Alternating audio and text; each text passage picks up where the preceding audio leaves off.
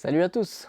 Aujourd'hui, on s'attaque à un monument de la mobilité urbaine qui vient de s'offrir une cure de jouvence, la Kukirin G2 version 2026. On nous promet une machine capable de dompter le sable, les rochers, la neige, la terre, avec un moteur de 800 watts et un système électronique ultra étanche. Alors, est-ce vraiment la reine du tout-terrain pour moins de 500 euros? Eh bien, c'est ce qu'on va voir. On va pousser cette batterie de 15,6 ampères dans ses moindres retranchements et tester ces nouveaux freins extra larges. C'est parti. Alors, on va retrouver déjà notre manuel d'utilisation avec nos outils à l'intérieur.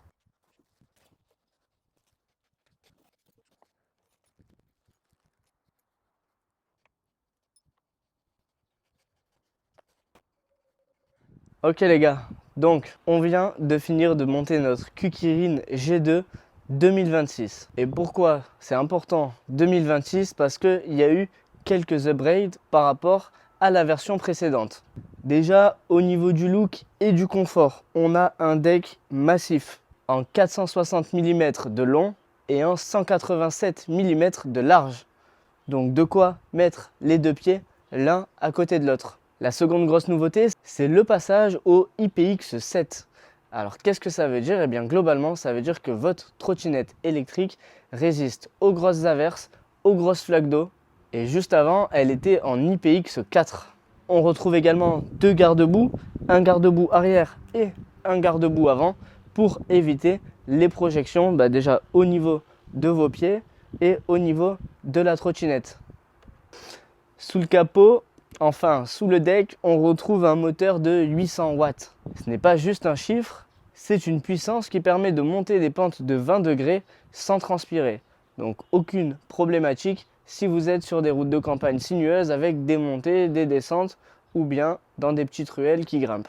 Côté autonomie, on est sur une batterie de 48 volts en 15,6 ampères. La marque annonce 45 km/h en vitesse de pointe, ce qui est plus qu'excellent pour les trajets quotidiens. On retrouve également deux amortisseurs, donc amortisseurs avant et arrière. Donc que ce soit sur l'herbe ou en colline, la sensation de flottement sera présente, c'est souple et ça ne claque pas. La version 2026 a également revu son système de freinage. On va retrouver un gros disque à l'arrière et un gros disque à l'avant avec deux freins à disque. Concrètement, qu'est-ce que ça fait d'avoir un plus gros disque? Eh bien, on a une meilleure dissipation de la chaleur lors du freinage et donc un freinage beaucoup plus linéaire et beaucoup plus efficace. On va également retrouver notre tableau de bord juste ici. Donc, on est sur un gros écran avec trois modes, un mode sport, un mode éco et un mode race. Lorsque vous appuyez une fois, vous avez les phares qui s'allument. Vous appuyez une fois, les phares s'éteignent.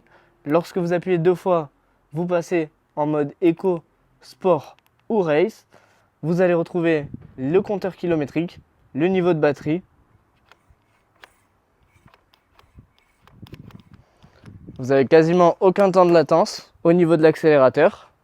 Juste ici également, on va retrouver le clignotant gauche, le clignotant droit et notre klaxon.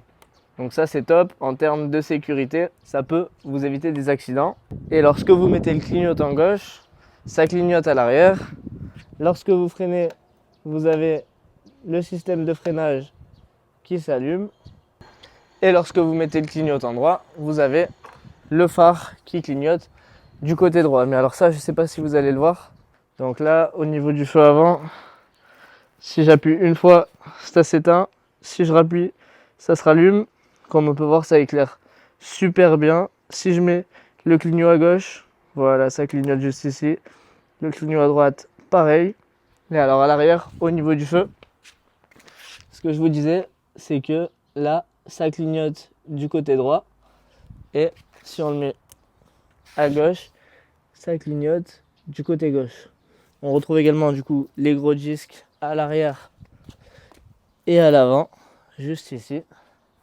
Et là, sur notre tableau de bord, on va avoir nos différents modes, donc Race, Sport, Eco. Là, on a nos phares qui sont allumés. Ici, notre vitesse et notre niveau de batterie. Ok les gars, donc on se retrouve actuellement sur notre Kukirin G2 pour le test. Et déjà, ce qu'on peut voir, c'est qu'au niveau du pad, c'est ultra confortable. Donc on a de la place pour les deux pieds. Là, l'accélérateur, c'est cool puisqu'on a le petit bouton poussoir ou l'accélérateur également en mode moto. Au niveau du freinage, ce que je peux vous dire, c'est que ça freine très bien. Parce qu'en fait, le système de frein à disque, il est également couplé à un système de freinage électronique. Donc, là, le premier test qu'on va aller faire, c'est un test pour voir si elle grimpe facilement les pentes. Donc pourquoi ce test? Parce que Kukirin nous dit que cette Kukirin G2 peut monter des pentes jusqu'à 20 degrés d'inclinaison sans trop de difficulté. Donc là on va se rendre à une pente. Là même au niveau du trottoir c'est un peu cabossé mais honnêtement ça bouge pas. Ok, on va mettre le petit clignot parce qu'on a des clignots. Et alors là au niveau de la pente, comment ça se passe? Donc je sais pas s'il y a 20 degrés d'inclinaison, mais ce que je peux vous dire c'est que ça monte sans trop de difficulté. Ça monte sans trop de difficulté et dès qu'on arrive en haut, on va voir que la trottinette reprend de la vitesse. Donc ça c'est top. On a le petit cale à l'arrière pour venir caler son pied, plus le pad assez large. Donc en vrai en termes de stabilité c'est nickel. Là on est à 4 km/h, ça bouge pas. La trottinette ne guidonne pas. Parce que ça, on me l'a déjà demandé dans la précédente vidéo. On m'a demandé si la trottinette avait tendance à guidonner. Donc du coup, sur celle-ci, elle guidonne pas. Donc ça, c'est un vrai plus. Au niveau de l'accélération, là, on est en mode race, ça pousse bien. Mais c'est pas non plus démesuré. Il n'y a pas de risque de se retourner. Bon, après, bien sûr, si vous tirez, ça cabre. Là, au niveau du Dodan, je prends le Dodan à 35. Les amortisseurs, ils amortissent hyper bien le truc. Là, je suis sur une petite route de campagne. Donc un peu défoncé sur les bords. Et honnêtement, ça se comporte super bien. Là encore un Dodan, je le sens pas.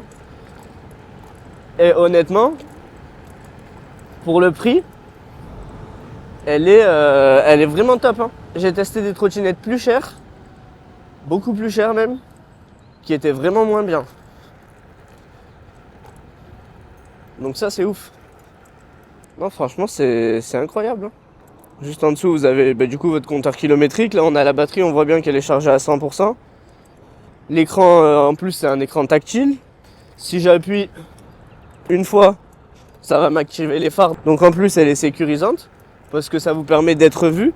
Vous avez le feu stop à l'arrière. Non franchement à ce niveau là, en rapport qualité-prix, je crois que c'est vraiment une des meilleures trottinettes que j'ai testées.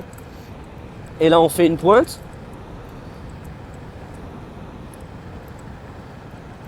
On est à 48, ça bouge pas, c'est hyper stable. C'est ouf. C'est ouf. Là on est à 48 sur petite route de campagne. C'est incroyable, la stabilité elle est folle. Vraiment. Ça c'est certainement dû aux roues en 10 pouces. En plus on a des roues off-road. Donc ça aussi c'est top. C'est un gros plus. Non franchement c'est bien. On va mettre le petit clignot. Et alors là si on fait un freinage d'urgence. Ok, en vrai ça freine hyper bien. C'est ouf à quel point ça freine bien. Donc franchement, non ça régale. Elle est hyper sécure. Là on va prendre le Dodan. Je viens de prendre le Dodan à 40, ça bouge pas. Non c'est vrai que j'avais testé des trottinettes plus chères dans le passé. Et c'était beaucoup moins bien.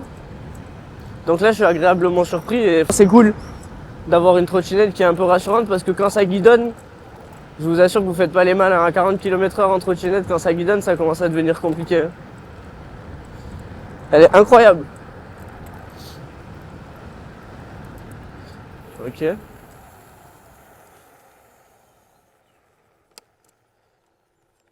Alors là, si on teste en off-road, avec les pneus crampons.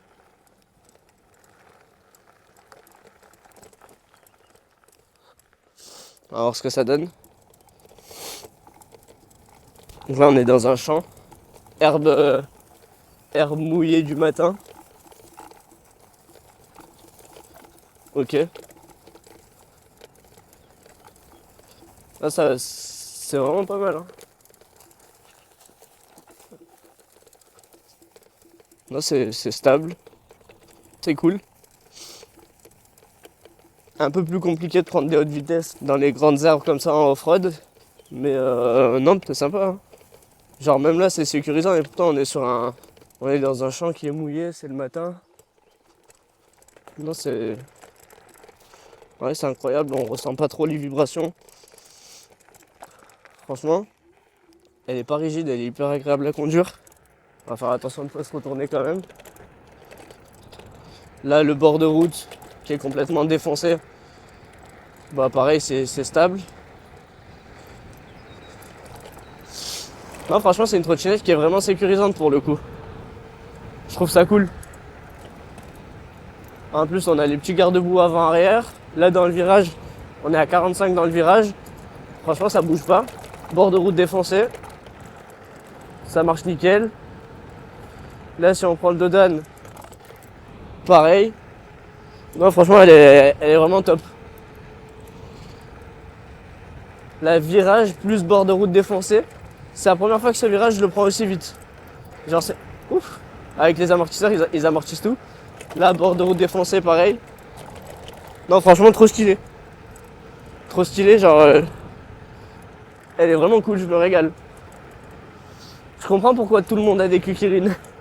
Les gars, c'est pas pour descendre les autres marques ou quoi, les autres marques ils sont très très forts aussi. C'est vrai que la Kukirine, surtout la G2, en termes de rapport qualité-prix, je crois qu'on est vraiment sur quelque chose d'imbattable. Mais quand je vous dis d'imbattable, c'est que pour 400 €, vous avez une trottinette de fou qui va à 45, qui a des feux avant-arrière, qui a un freinage extrêmement puissant, qui a un pad très large, qui a un petit pad à l'arrière pour caler votre pied pour améliorer la stabilité. Vous avez un écran tactile avec toutes les infos sur l'écran.